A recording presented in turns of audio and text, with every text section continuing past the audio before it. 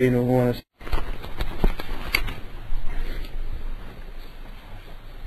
الحمد لله نحمده ونستعينه ونستغفره ونعوذ بالله من شرور أنفسنا وسيئات أعمالنا. من يهده الله فلا مضل له ومن يضلل فلا هادي له، وأشهد أن لا إله إلا الله وحده لا شريك له، وأشهد أن محمدا عبده ورسوله. يا أيها الذين آمنوا اتقوا الله حق تقاته ولا تموتن إلا وأنتم مسلمون.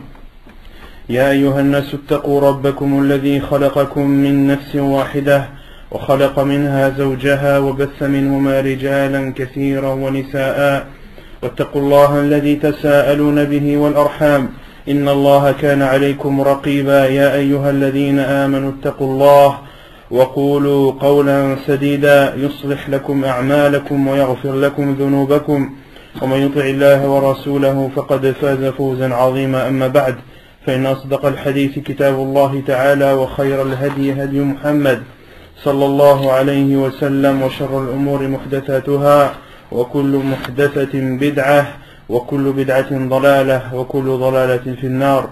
أما بعد. Donc toujours dans la lecture ainsi que les commentaires sur le livre intitulé Al-Wajiz fi fiqh sunnati wal kitab al-aziz. La semaine dernière, on avait entamé le chapitre des menstrues et des lochis. On avait parlé des menstrues et des lochis et des jugements y faisant attrait. Quelle est la définition des menstrues que l'on a donné la semaine dernière?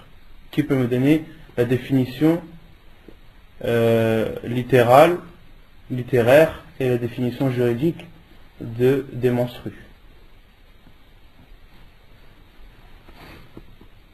Non. Le sens littéraire, le sens au niveau de la langue arabe et le sens au niveau de la religion. Non. Dans le sens littéral, ça vient du terme harda qui veut dire ruisseler en arabe, et au niveau juridique, dans le sens juridique, la même chose qu'au niveau de... Non, une définition. Qu'est-ce que le sang des menstrues au niveau de la religion, au niveau islamique? C'est pas là. Non, ceux qui étaient là. Al-Qadr. C'est pas là. Marlene, tu étais là, toi. Les personnes qui sentent que la femme de manière périodique. Et voilà. Ça c'est pour les menstrues. Et le temps n'est pas déterminé en fait. On avait donné la définition, c'est le sang qui sort des parties intimes de la femme une fois par mois pendant une période bien déterminée. Et quand on donne une définition, c'est quelque chose de précis. D'accord? C'est le sang qui sort des parties intimes de la femme, donc le sang qui sort en dehors des parties n'est pas un sang des menstrues, qui sort chaque mois et qui sort pendant une période bien déterminée. Donc le sang qui sort de la femme en dehors de cette période bien déterminée n'est pas considéré comme un sang de menstru ou un sang de lochi. Non. C'est pareil au menstru et lochi. C'est pas pareil. On avait dit que le sang des menstrues, c'est le sang des menstrues qui est connu, et le sang des lochis, c'est le sang qui sort de la femme après l'accouchement, et qui varie, qui n'a pas de minimum, mais dont le maximum est 40 jours. Dont le maximum est 40 jours. Et quelle est la limite ou le minimum des sangs des menstrues? Il n'y a pas de limite. Non. On avait dit qu'il n'y avait pas de limite. Il n'y a pas de limite que ce soit un minimum ou un maximum. Il n'y a pas de période bien déterminée par la religion concernant le sang des menstrues. Et concernant le sang des lochis, on avait dit qu'il n'y avait pas de minimum, mais qu'il y avait un maximum de 40 jours. On avait cité le hadith relatif à cela. On avait ensuite parlé des choses qui étaient interdites à faire pour la femme qui a ses menstrues ou ses lochis. Quelles sont ces choses qu'elle n'a pas le droit de faire? Avoir des rapports. Non, avoir des rapports avec son mari. Qu'est-ce qui pense qu'elle ne peut pas faire par rapport à Non, la première, c'est que la femme n'a pas le droit de faire tout ce que une personne qui n'a pas ses ablutions n'a le droit de faire. D'accord? Une personne qui n'a pas ses ablutions, les choses qui lui sont interdites sont également interdites à la femme qui est ses menstrues. Et on avait dit qu'il y avait deux choses en plus qui sont interdites à la femme qui est ses menstrues. Quelles sont ces choses? On avait dit, donc le frère il a dit la première, qui est d'avoir des rapports avec son mari, et le second, as-sawm. La lecture du Coran, ça rentre dans le cadre de celui qui n'a pas ses ablutions. Et donc la deuxième chose qui distingue la femme qui est ses menstrues, les choses qu'elle n'a pas le droit de faire, c'est le jeûne. C'est le jeûne. Et on avait dit que la femme doit rattraper les jours de jeûne manqués et non les prières. Et non les prières. On avait aussi parlé de la mas'ala, quand est-ce qu'un homme a le droit d'avoir des rapports avec sa femme. Est-ce que c'est après l'arrêt du sang des menstrues, ou bien est-ce après l'arrêt du sang des menstrues, mais après que la femme ait fait al-ghusl? Qu'est-ce qu'on avait dit? Non. On avait cité le verset où Allah subhanahu wa ta'ala dit وَيَسْأَلُونَكَ عَنِ الْمَحِيضِ قُلْ هُوَ أَذًى فَاعْتَزِلُوا النِّسَاءَ فِي الْمَحِيضِ وَلَا تَقْرَبُوهُنَّ حَتَّى يَطْهُرْنَ فَإِذَا تَطَهَّرْنَ فَأْتُوهُنَّ مِنْ حَيْثُ أَمَرَكُمُ اللَّهُ. Allah subhanahu wa ta'ala dit dans le Coran, en parlant à son prophète alayhi salam, et il t'interroge sur le sang des menstrues, قُلْ هُوَ أَذًى, dis c'est un mal. فَاعْتَزِلُوا النِّسَاءَ فِي الْمَحِيضِ, abstenez-vous ou éloignez-vous des femmes, ne les approchez pas, n'ayez pas de rapport avec elles. C'est ça que ça veut dire le sens du verset. C'est pas ne vous approchez pas, laissez la femme à 2 km, non. La taqrabuhunna, c'est-à-dire n'ayez pas de rapport avec elles. Hatta yathurn, jusqu'à ce qu'elles soient pures. Fa'idha tatahharna,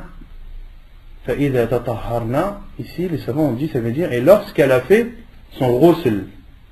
Et lorsqu'elle a fait son ghusl. فإذا تطهرن فأتوهن من حيث أمركم الله. Et lorsqu'elles ont fait leur grand lavage, alors vous pouvez avoir des rapports selon les prescriptions d'Allah subhanahu wa ta'ala. Taïb.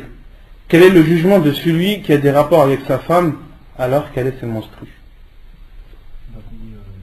Quel est le jugement? C'est pas la conséquence, le jugement.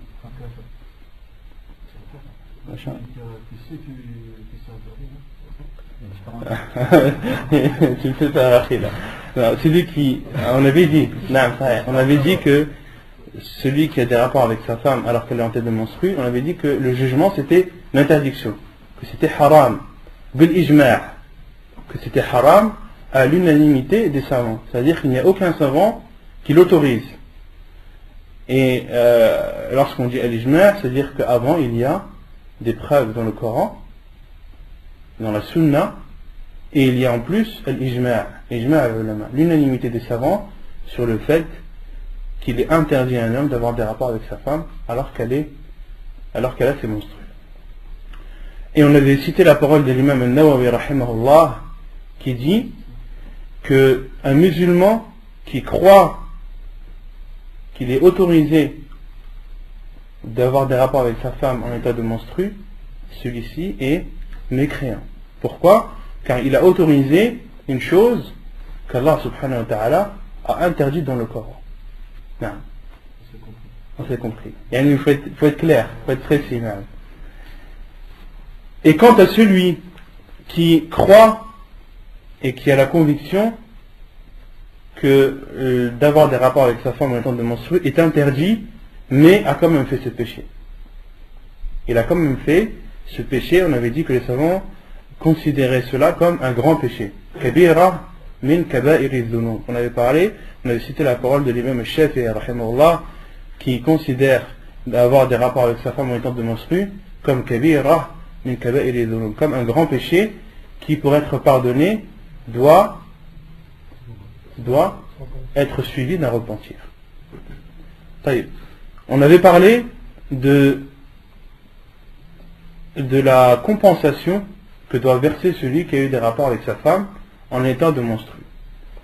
On avait cité le hadith où le prophète alayhi sallam a dit tasaddaqu bi dinar ou bi nisfi dinar.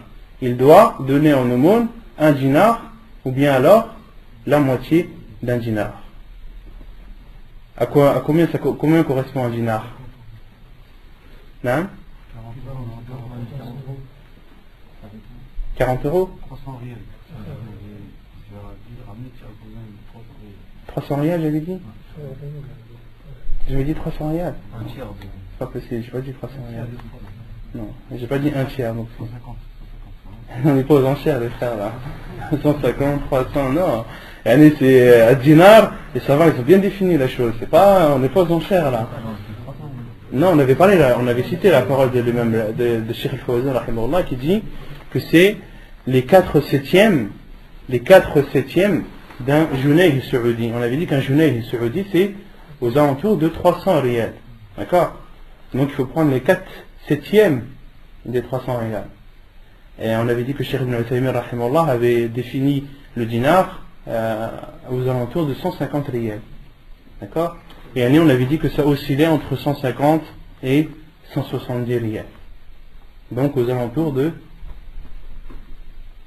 combien? Aux alentours de 40 euros.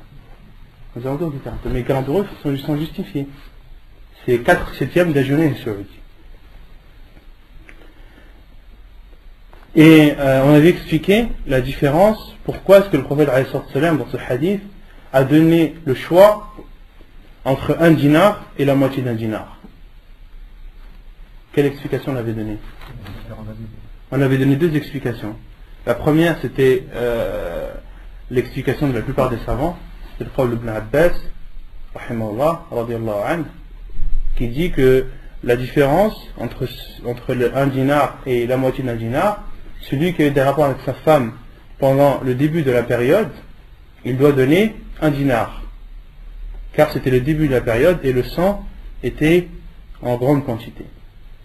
Et celui qui a eu des rapports avec sa femme vers la fin de sa période, donc une période où il y a moins de sang, il doit donner en aumône la moitié d'un dinar.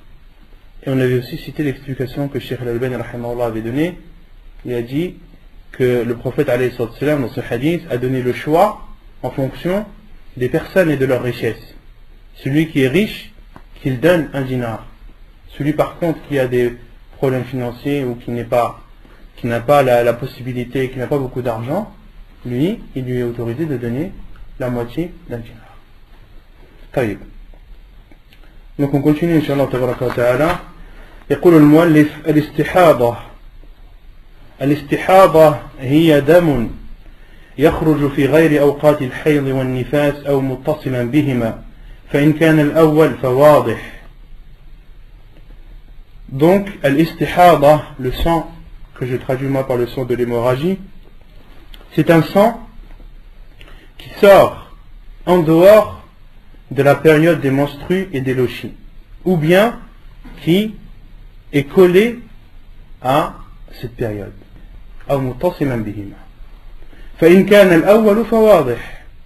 Donc le sang, lorsqu'il sort, ce sang de l'hémorragie, lorsqu'il sort en dehors des périodes des menstrues et des lochis, il est facilement détectable.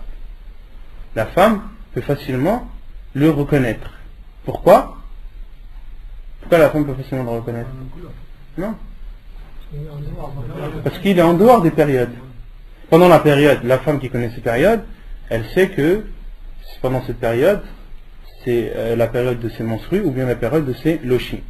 Et si elle voit un sang qui sort en dehors de ces périodes, automatiquement, c'est un sang de istihada, un sang d'hémorragie. Ou bien qui suit ou qui colle ces périodes. Le sang de l'hémorragie peut sortir de la femme juste après. D'accord? Il n'y a pas de séparation. La femme peut avoir le sang de l'hémorragie qui sort sans séparation en temps. Elle a du sang perpétuel qui sort d'elle. D'accord? Il y a toujours du sang qui sort de la femme. Dans ce cas, donc dans ce deuxième cas, il y a trois situations. Lorsque la femme a une perpétuelle perte de sang, il y a trois situations. فإن كانت المرأة معتادة فما زاد على عادتها فهو استحاضة لقوله صلى الله عليه وسلم لأم حبيبة امكثي قدر ما كانت تحبسك حيضتك ثم اغتسلي وصلي حديث صحيح رواه مسلم. Donc la première situation, c'est lorsque la femme est réglée, c'est-à-dire qu'elle connaît ses périodes. Elle connaît ses périodes de menstrues et de lochi. La femme qui connaît sa période de menstrues, le sang qui sort de la femme en dehors de cette période, elle sait que c'est un sang d'hémorragie. لقوله صلى الله عليه وسلم لأم حبيبة, la preuve est la parole du prophète alayhi salam lorsqu'il a dit à Habiba, abstiens-toi le temps que t'abstenais tes menstrues, puis lave-toi et prie. Donc le prophète alayhi salam a dit à Habiba qui avait dam al-istihada, le prophète alayhi salam lui dit de s'abstenir de prier, de jeûner, d'avoir des rapports avec son mari, d'accord, pendant la période de ses menstrues, et lorsqu'elle sait que sa période des menstrues elle est finie, mais que le sang continue à couler, le prophète lui a dit irtasili wa salli. Lorsque tu es convaincu que la période est terminée, le sang qui sort de toi, considère-le comme un sang d'hémorragie, puis lave-toi, fais al-irtisal et prie. Donc ça c'est la première situation. وإن كانت مميزة بين الدمين فالحيض هو الأسود المعروف وغيره استحاضة لقوله صلى الله عليه وسلم لفاطمة بنت أبي حبيش إذا كان دم الحيض فإنه أسود معروف فامسكي عن الصلاة فإذا كان الآخر فتوضئي فإنما هو عرق حديث صحيح رواه النسائي وأبو داود. La deuxième situation, lorsque la femme ne connaît pas sa période, la période de ses menstrues, lorsqu'elle ne connaît pas la période de ses menstrues, comment est-ce qu'elle peut différencier entre le sang des menstrues et le sang de l'hémorragie? Le cheikh dit, la deuxième situation, c'est la femme a la possibilité de pouvoir différencier les deux sangs. Le sang des menstrues est noir et connu. Le sang des menstrues est noir et connu. Connu, c'est-à-dire, dans le hadith, ya'rif ou yu'raf. Ya'rif, c'est-à-dire qui dégage une odeur nauséabonde, qui dégage une mauvaise odeur. Wa ghayruhu istihada. Et l'autre sang qui sort et qui n'est pas noir, la femme doit le considérer comme étant un sang d'hémorragie. La preuve est le hadith du prophète lorsqu'il dit à Fatima bint Abi Hubaysh radiallahu anha, le prophète lui a dit إذا كان دم الحيض فإنه أسود معروف. Si c'est le sang des menstrues, c'est alors un sang noir et connu. Abstiens-toi alors de prier, et si c'est un autre sang, alors fais tes ablutions, car ce n'est qu'une hémorragie. Donc le prophète dans ce hadith a donné à Fatima bint Abi Hubaysh un repère et lui a dit que Damul Hayd, le sang des menstrues, est noir et connu. Et tout ce qui n'est pas le sang qui sort de toi, qui n'est pas noir et connu, d'accord, considère-le comme un sang d'hémorragie. Fatawadda'i fa innama huwa irqun. Fais alors tes ablutions, car ce n'est qu'une veine.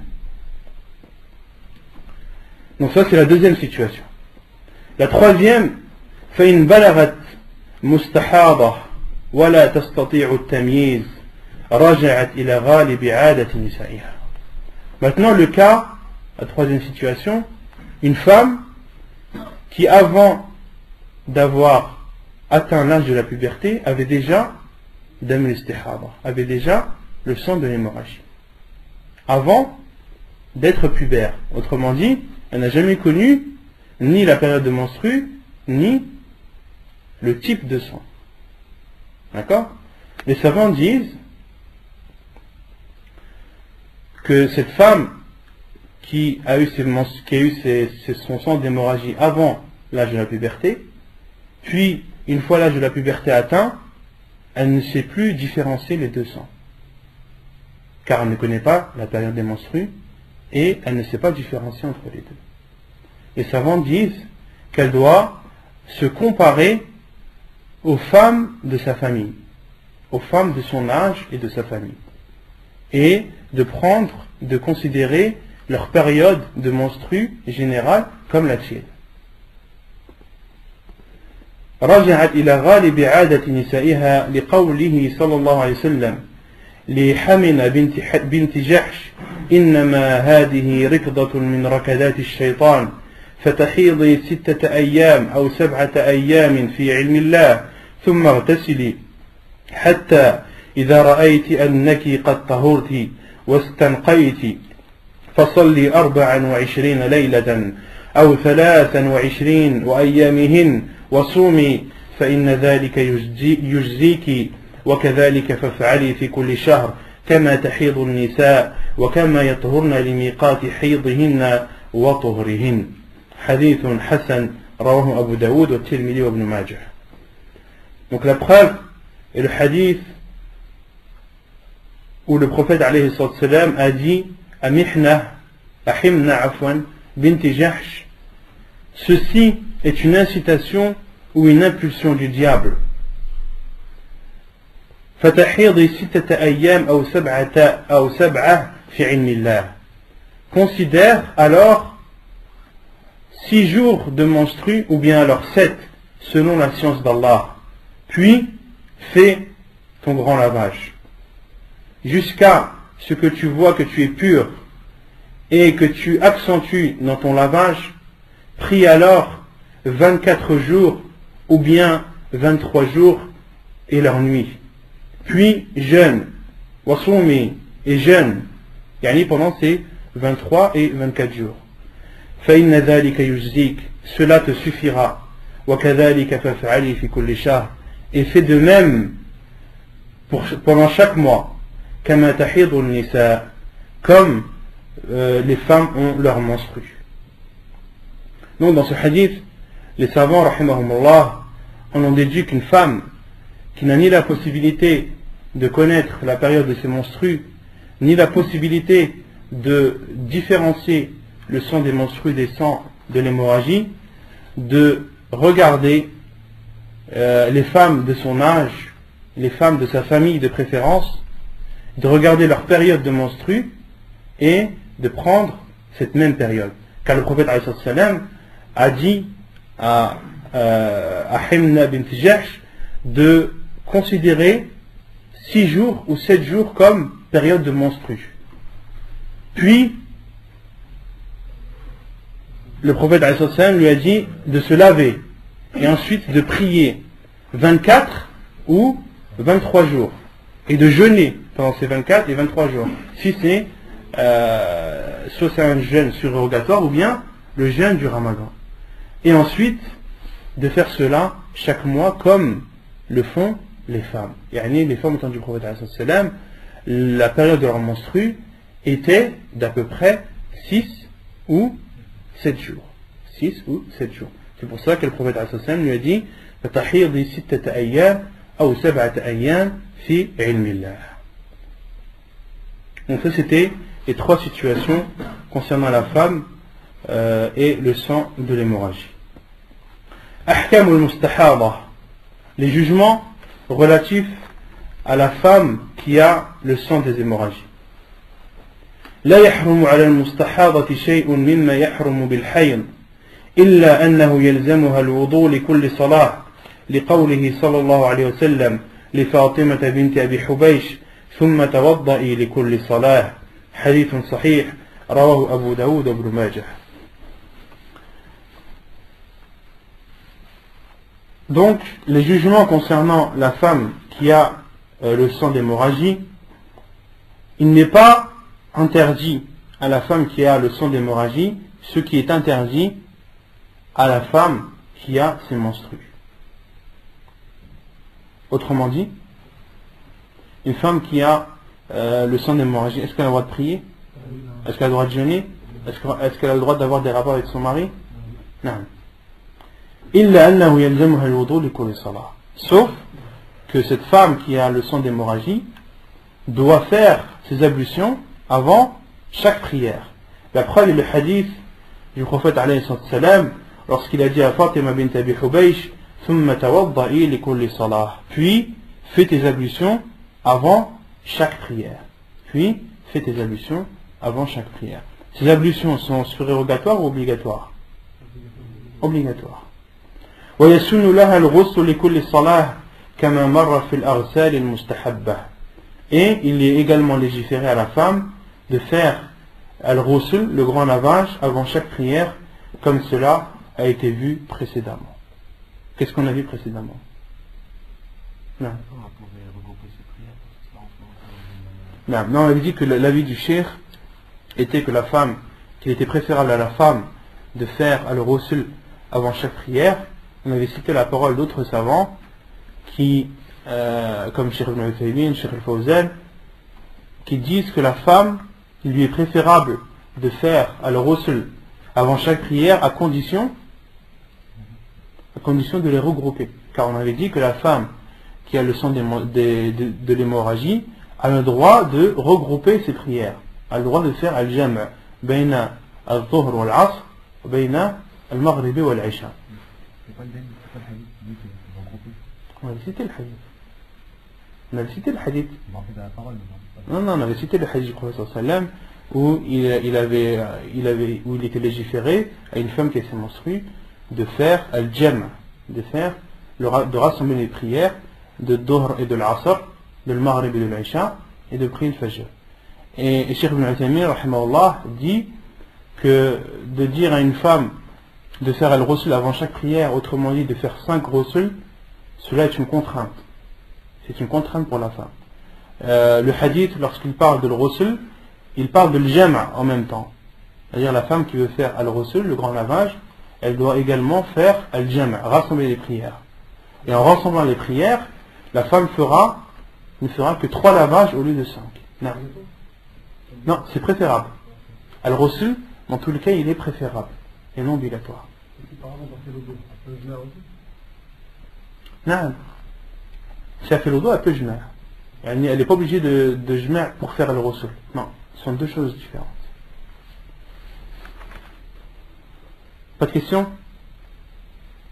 Donc là, on a fini le livre de la purification, Kitab al-Tahara, et on va entrer, Inch'Allah, maintenant, on va entamer le livre de la prière, Kitab al-Salah.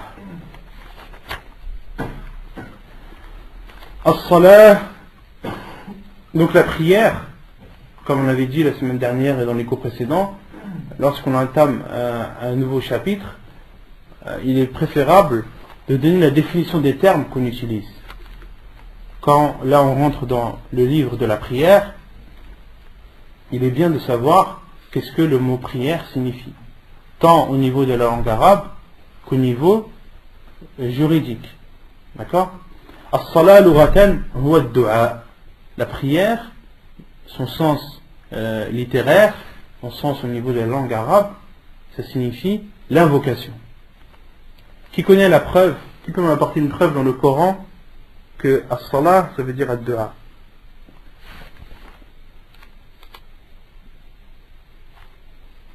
Il y a un verset que tout le monde connaît.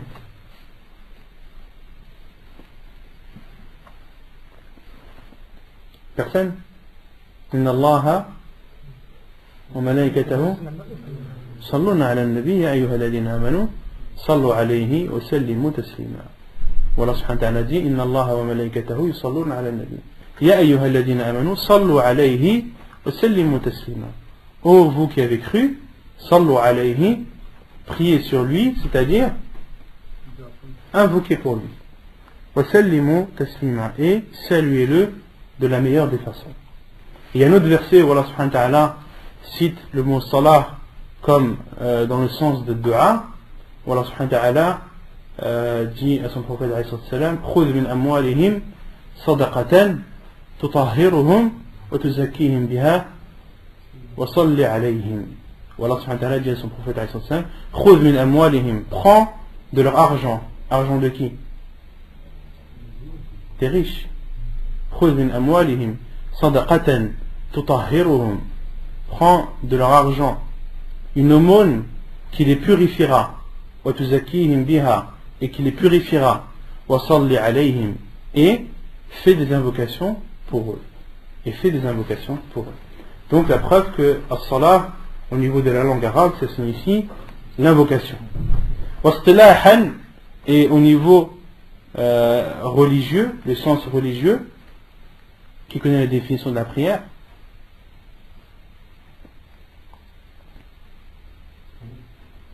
Et il vous dit, la prière, c'est quoi la prière?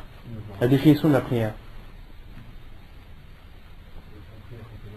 Non, 5 prières, c'est 5 prières. Là, tu m'as dit le nombre, le chiffre. Mais la prière, c'est quoi la définition? Non? L'adoration, la zakat, c'est une adoration aussi. Non, il y a une définition, je veux une définition. La prière, qu'est-ce que c'est? Non. Des gestes, des paroles et dans un ordre, une classification. T'as bien commencé, t'as mal fini.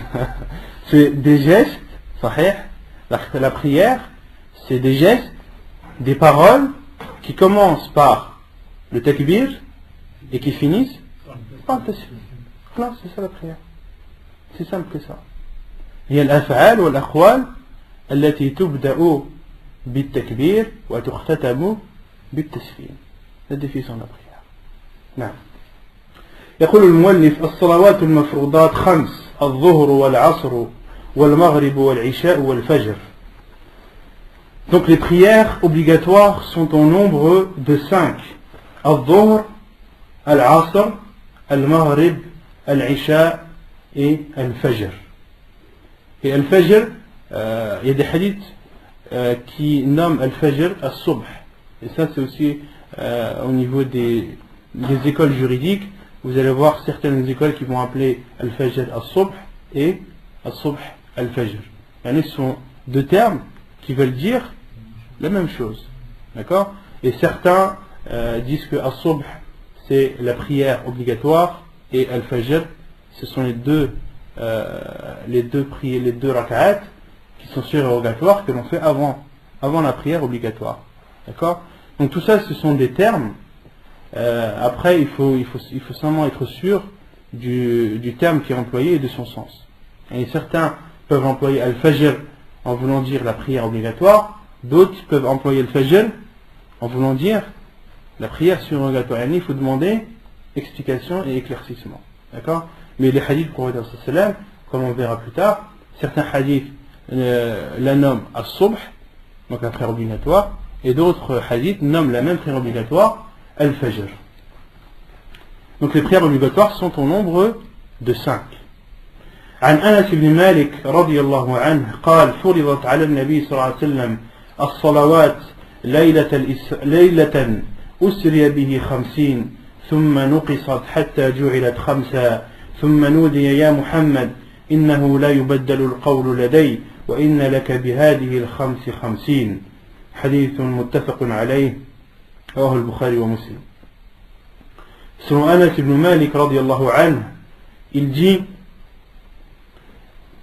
les prières ont été rendues obligatoires sur le prophète alayhi salam la nuit où il a fait l'ascension. Leur nombre était de 50. Thumma nuqisat. Puis elles ont été diminuées jusqu'à atteindre le nombre de 5. Puis le prophète alayhi salam a été appelé.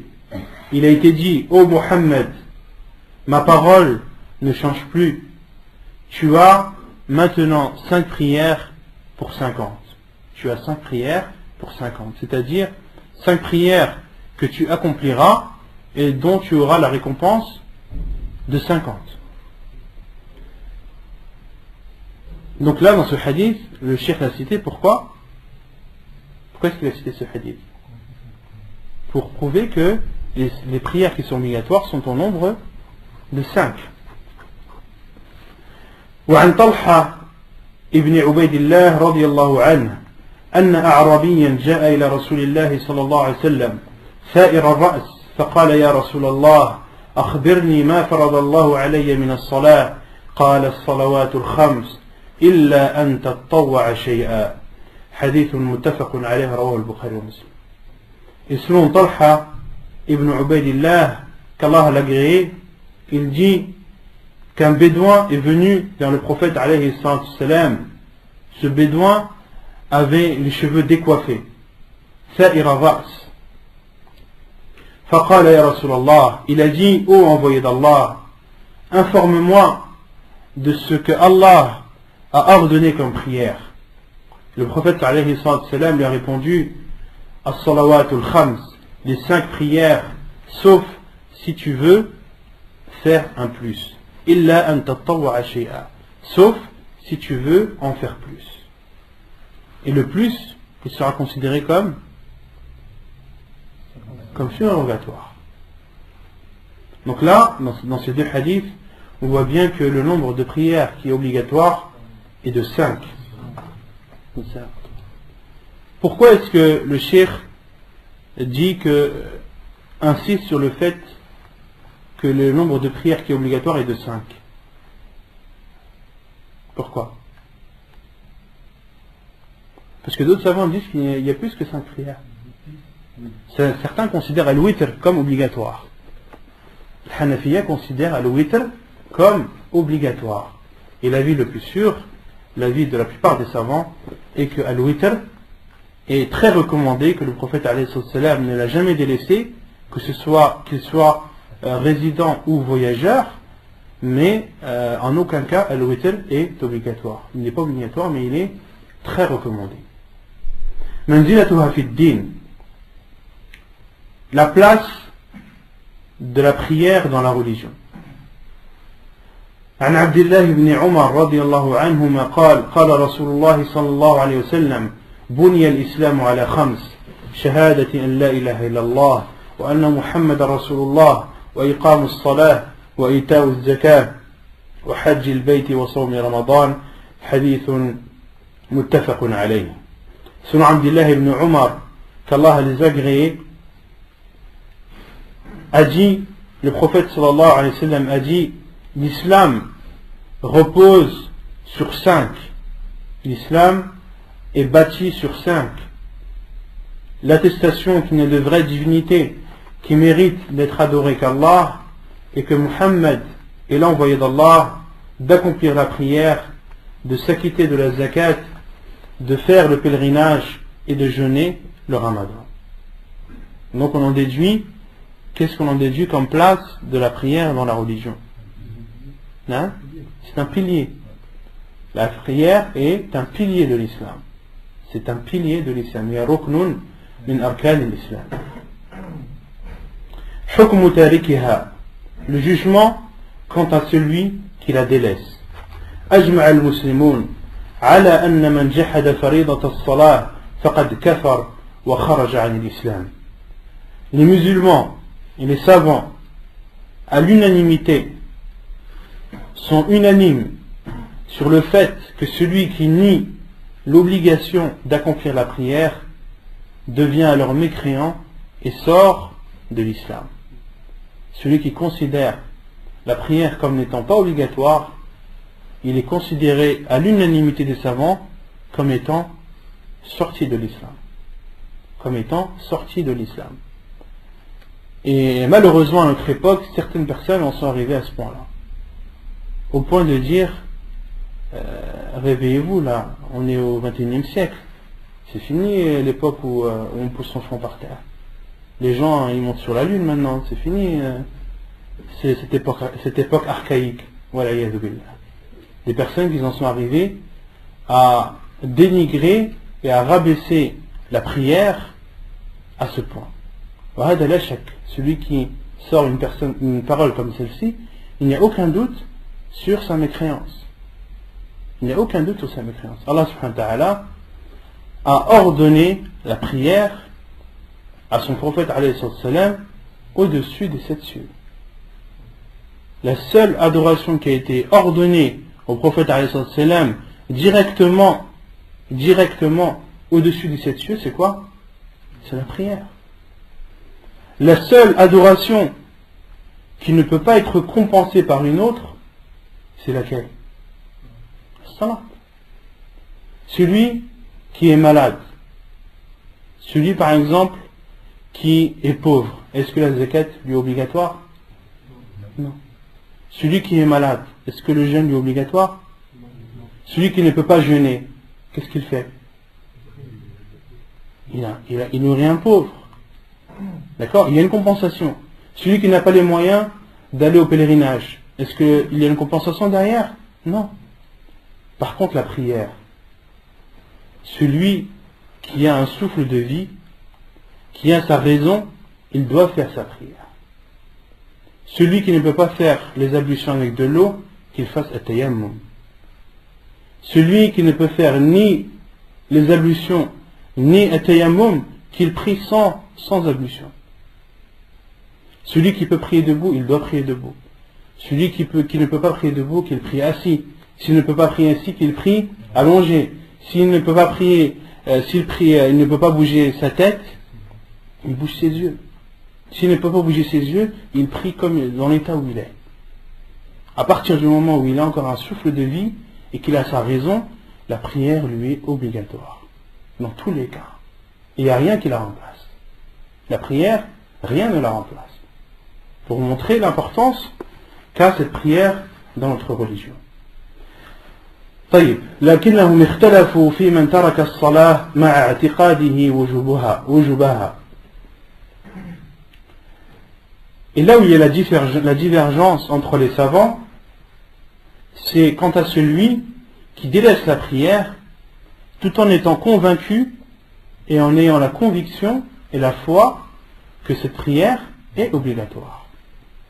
Mais malgré le fait qu'il sache que cette prière est obligatoire, et la délaisser, c'est là où il y a une divergence des savants.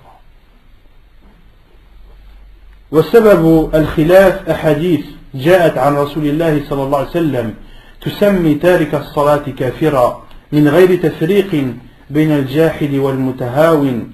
عن جابر رضي الله عنه قال قال رسول الله صلى الله عليه وسلم إن بين الرجل وبين الشرك والكفر ترك الصلاة.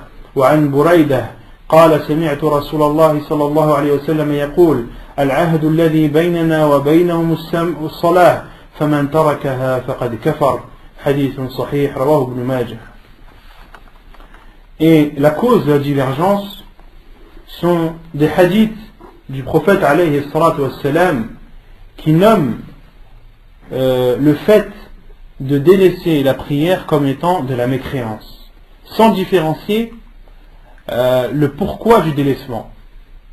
Dans les hadiths, il n'est pas stipulé pourquoi la personne a délaissé. Est-ce qu'elle a délaissé par fainéantise ou est-ce qu'elle l'a délaissé en reniant son obligation?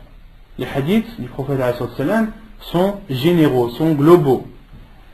Parmi ces hadiths, le hadith de Jabir radiallahu anhu, qui dit que le prophète sallallahu alayhi wa sallam a dit il y a entre l'homme et la mécréance le délaissement de la prière. Il y a entre l'homme et la mécréance le délaissement de la prière. Donc la limite, la chose qui sépare l'homme et la mécréance, c'est le délaissement de la prière. Hadith rapporté par Muslim et Abu Daoud.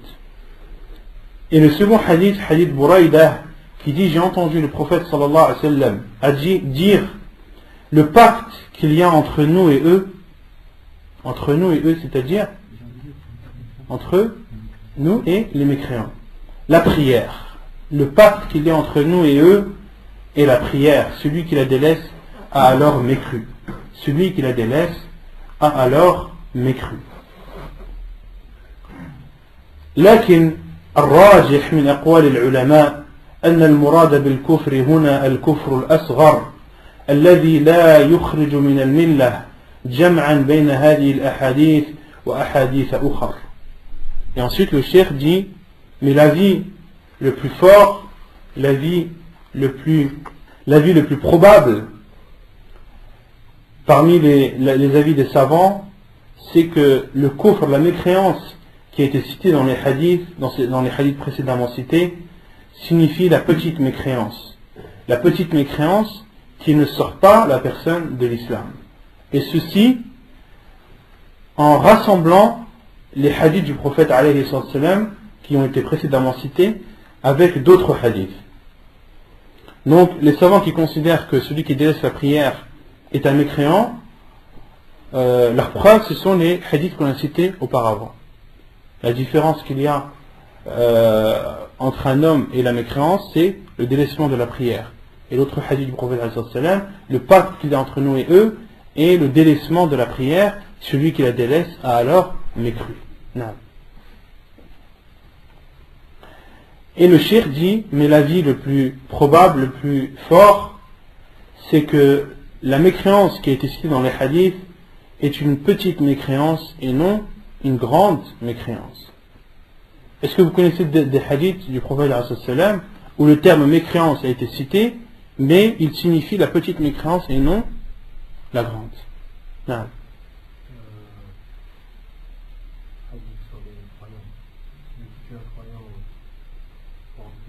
Sibabul muslim fusuq wa qitaluhu kufrun. Insulter un croyant est de la perversité, et le tuer est une mécréance. Mais tuer quelqu'un, est-ce que ça rend la personne mécréante? Non. Donc, non, là c'est un autre hadith. Il dit ne vole pas celui qui vole en état de vol, en étant croyant. C'est un autre hadith. Et dans ce hadith, les savants sont unanimes que la mécréance dans ce hadith-là, le hadith où le prophète dit d'insulter un croyant est une perversité et de le tuer est une mécréance, les savants sont unanimes sur le fait que la mécréance dans ce hadith signifie la petite mécréance et non la grande. D'accord? Donc il y a des hadiths du prophète, la mécréance se divise en deux. Ça c'est la croyance des gens de la sunna. Le sunna, ils divisent la croyance en deux. Al-kufru al-akbar ou al-kufru al-asghar. Non. Et donc le cheikh dit que l'avis le plus juste est que la mécréance qui est citée dans le hadith, d'accord, signifie la petite mécréance. Et les savants disent que la preuve, c'est que le prophète a dit faqad kafar. Il a alors mécru. Il n'a pas dit fahuwa kafir. Et il y a une différence entre dire kafar et dire kafir. Il y a une différence entre dire kafar, mécru, et kafir, mécréant. Ce sont deux termes qui ne veulent pas forcément dire la même chose. Et donc le cheikh dit, et ceci en rassemblant les hadiths du prophète sallam avec d'autres hadiths. Parmi ces hadiths, عن عبادة بن الصامت رضي الله عنه قال: سمعت رسول الله صلى الله عليه وسلم يقول: 5 صلوات كتبهن الله على العباد من أتى بهن لم يضيع منهن شيئا استخفافا بحقهن كان له عند الله عهد أن يدخله الجنة ومن لم يأت بهن فليس له عند الله عهد إن شاء عذبه وإن شاء غفر له. حديث صحيح رواه الإمام مالك في موطئه وأحمد وأبو داود وابن ماجه.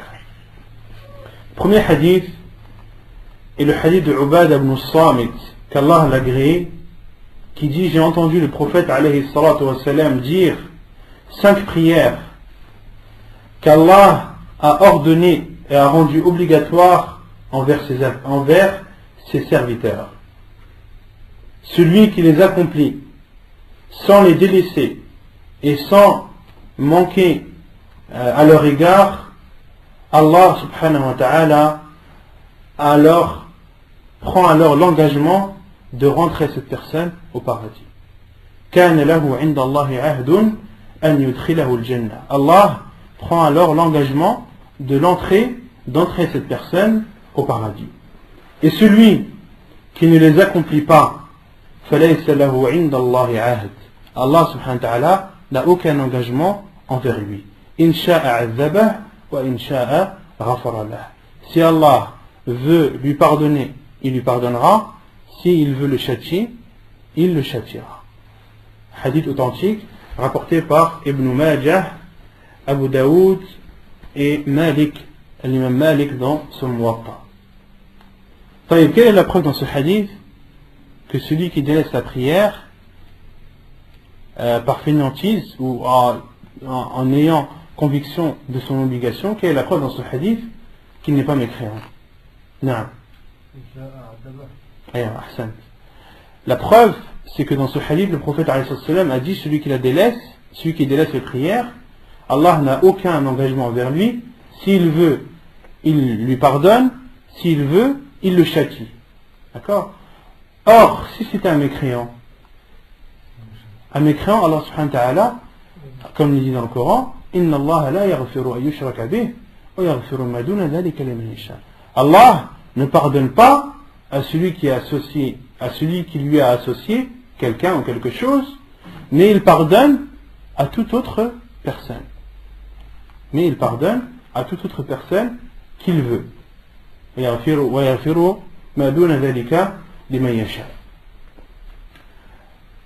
Donc, le mécréant, lorsqu'il meurt en étant mécréant, Allah subhanahu wa ta'ala ne lui pardonnera pas. Donc, il n'a pas de possibilité. Qu'Allah subhanahu wa ta'ala lui pardonne. D'accord? À partir du moment où une personne, lorsqu'elle meurt, il y a possibilité qu'elle soit pardonnée, possibilité qu'elle soit châtiée, c'est-à-dire que cette personne n'est pas mécréante. Et c'est ce que dit le cheikh juste après. فَلَمَّا رَدَّ رَسُولُ اللَّهِ صَلَى اللَّهُ عَلَيْهِ وسلم أَمْرَ مَنْ لَمْ يَأْتِ بِهِنَّ إِلَى مَشِيئَةِ اللَّهِ عَلِمْنَا أَنَّ تَرْكَهُنَّ دُونَ الْكُفْرِ وَالشِّرْكِ لِقَوْلِهِ تَعَالَى إِنَّ اللَّهَ لَا يَغْفِرُ أَنْ يُشْرَكَ بِهِ وَيَغْفِرُ مَا دُونَ ذَلِكَ لِمَنْ يَشَاءُ. Et donc le cheikh dit, et le prophète alayhi salam, lorsqu'il a considéré celui qui a délaissé la prière comme étant sous la volonté d'Allah, c'est-à-dire soit Allah le pardonne ou soit il le châtie, nous avons alors su que celui qui les délaisse n'est pas un mécréant. La preuve est la parole d'Allah subhanahu wa ta'ala. Allah ne pardonne pas à celui qui lui associe quelque chose ou quelqu'un, mais il pardonne à toute autre personne qu'il veut.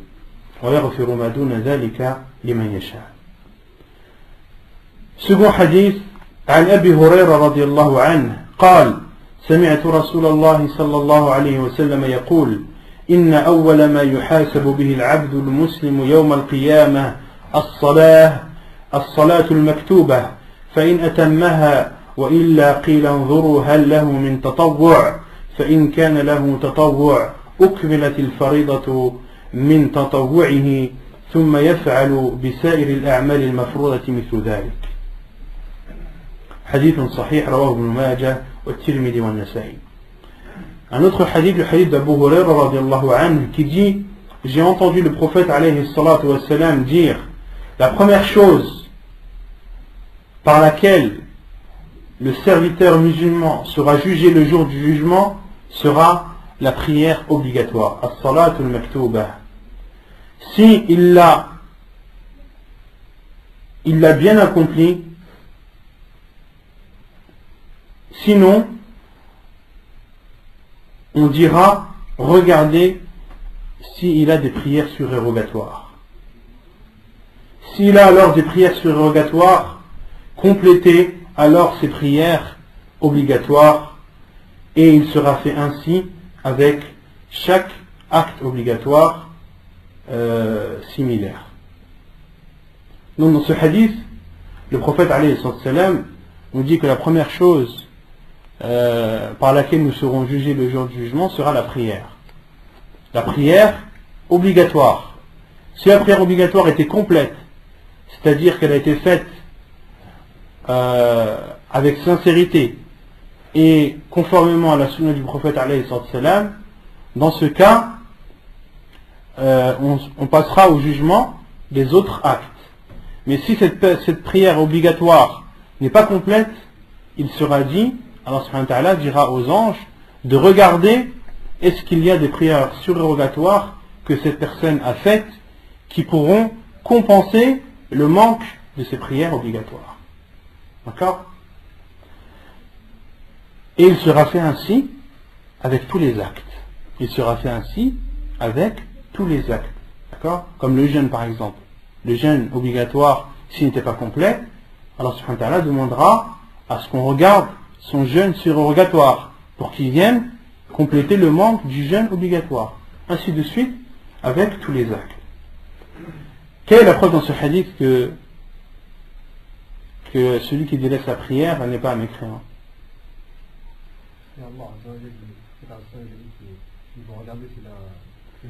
Non, la preuve c'est que le prophète a dit s'il l'a fait, sinon de regarder à tatawwa, d'accord? Mais s'il ne l'avait pas fait, c'était un mécréant, il n'aurait même pas eu besoin de regarder la suite, d'accord? Il n'aurait même pas eu besoin de regarder la suite.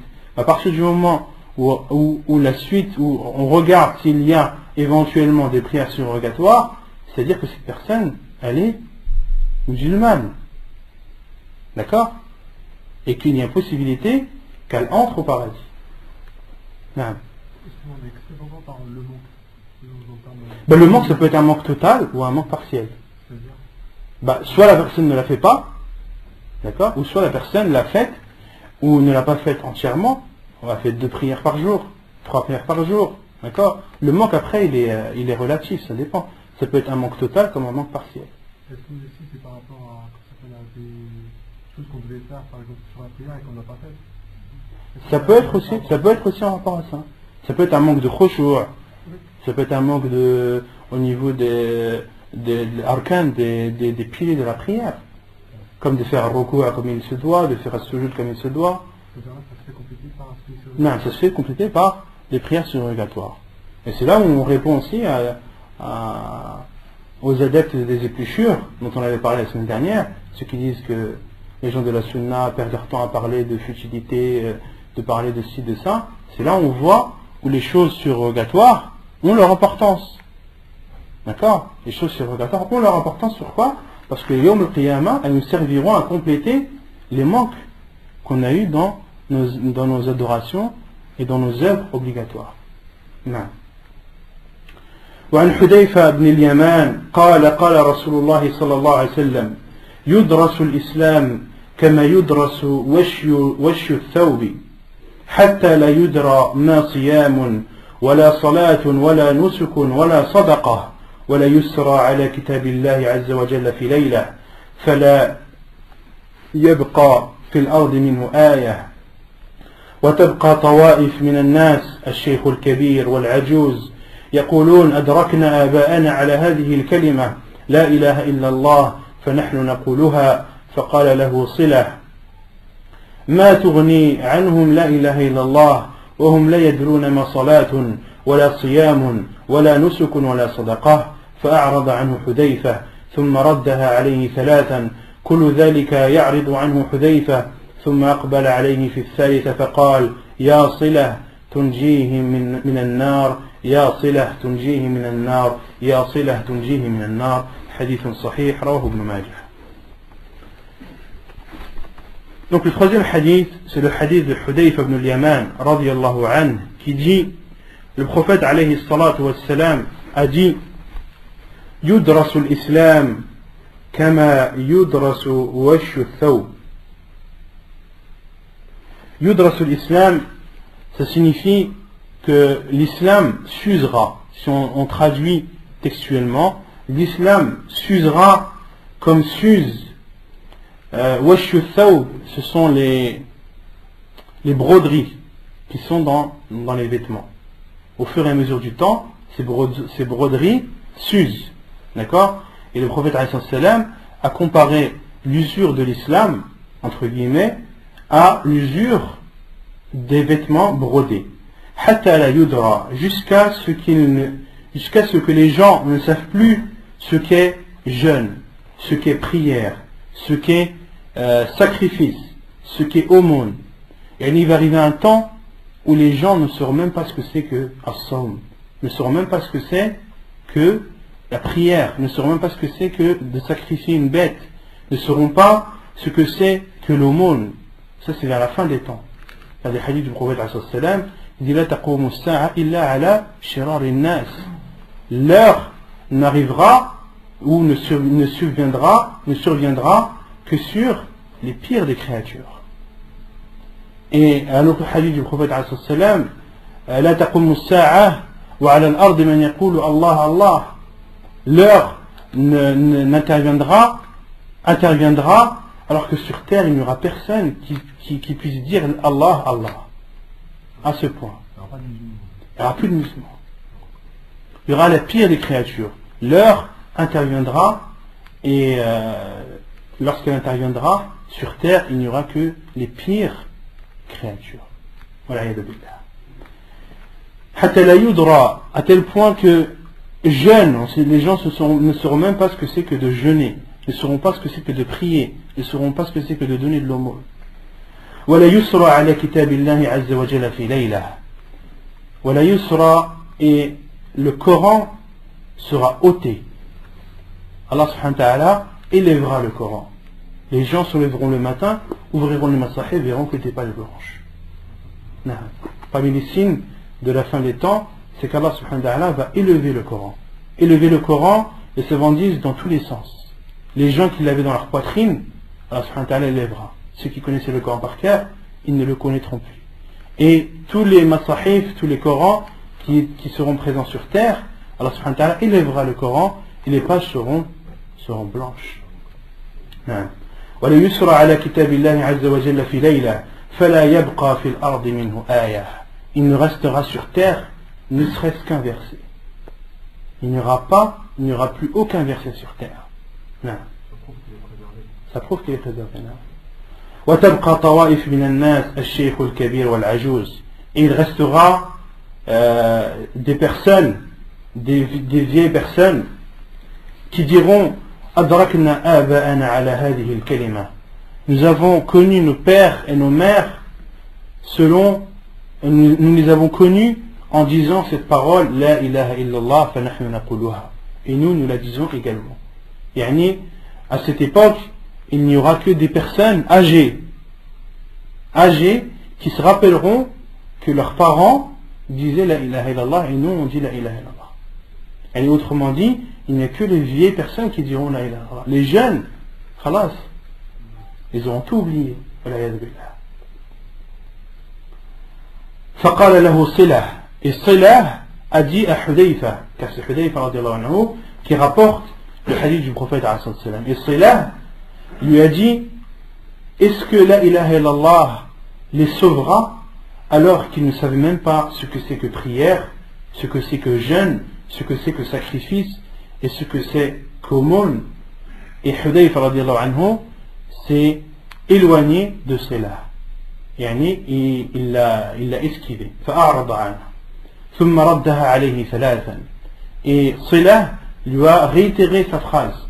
Est-ce que la ilaha illallah leur servira et les sauvera alors qu'ils ne savaient pas ce que c'est que prière, que jeûne, que sacrifice et qu'aumône? Et Hudayfa radiallahu anhu l'a esquivé 3 fois. كل ذلك يعرض عنه حذيفة. À chaque fois Hudayfa radiallahu anhu esquivait Silah. ثم أقبل عليه في الثالثة. Puis après la 3e fois, Hudayfa radiallahu anhu est parti vers Silah et lui a dit Ya Silah, ô Silah, tunjihi min an-nar, elle les sauvera du feu de l'enfer, elle les sauvera du feu de l'enfer, elle les sauvera du feu de l'enfer. C'est-à-dire La ilaha illallah. La ilaha illallah les sauvera de l'enfer. Autrement dit, ils seront musulmans même s'ils n'ont pas fait la prière. Même s'ils n'ont pas fait la prière.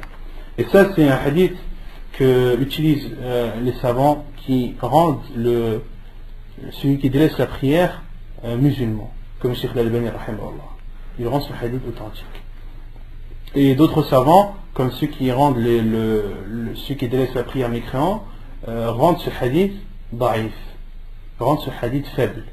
Et Cheikh Al-Albani rahimahullah leur a répondu avec les preuves que ce hadith n'est pas faible, mais au contraire il est authentique.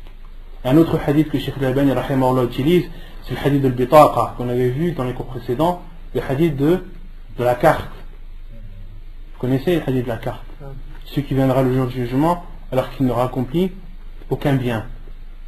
Et tous ces actes, tous ces péchés seront mis d'un côté de la balance et il sera sorti une carte que l'on mettra, qui sera mise sur l'autre plateau de la balance, et cette carte sera plus lourde que tous les péchés de la personne. Et Allah subhanahu wa ta'ala lui dira innaka la tuzlamul yawm. Aujourd'hui tu ne seras point offensé. Et cette carte, il s'avérait que c'était la ilaha illallah, cette parole que cet homme avait dit et qui l'a sauvé du feu de l'enfer le jour du jugement alors qu'il n'avait accompli aucun bien. À partir du moment où il avait dit la ilaha illallah, il était considéré comme musulman et donc sous la mashi'a, sous la volonté d'Allah, soit de lui pardonner et soit de le châtier. Et Allah subhanahu wa ta'ala, lorsqu'il pardonne à quelqu'un, c'est par son bienfait, par le bienfait d'Allah subhanahu wa ta'ala, et lorsqu'il châtie quelqu'un, c'est par justice. طيب ونكتفي بهذا القدر. Donc on continuera Inch'Allah la semaine prochaine. وصلى الله وسلم وبارك على نبينا محمد وعلى آله وصحبه أجمعين وآخر دعوانا أن الحمد لله رب العالمين.